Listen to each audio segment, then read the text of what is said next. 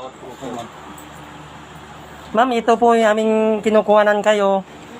Sa ano lang po to, kumbaga hindi to...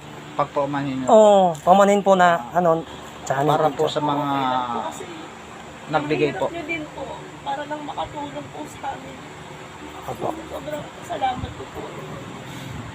Sabi nga po ma'am, saan mo ba gagamitin yung natitirang pamalagi mo sa ibabaw ng mundo? Gumawa ka ng maganda. Para kung sakali mang, di natin alam yung panahon. Apo, kung sakali mang maglaho ko sa mundo, at least nakagawa ko ng maganda para sa kapwa ko.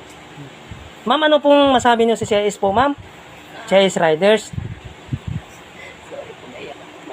Maraming salamat po sa tulong po na binigay niyo po sa day po. Napakalaking tulong po nito. Alam po mga sobrang pagpasalamat po ako sa inyo yung effort niyo po. Okay po. Yung kahit po sobrang init,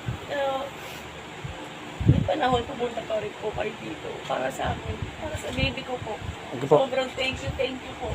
Maraming salamat din po sa pagtanggap mo. At hindi lang po yan.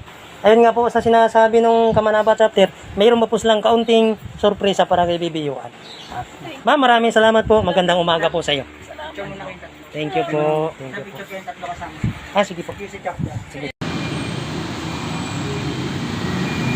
Masarap pakinggan na nagkakaisa at tumutulong tayo sa ating kapwa. Mabuhay ang CIS-RSDPN. Sa Kamanabat Chapter at Quezon City Chapter.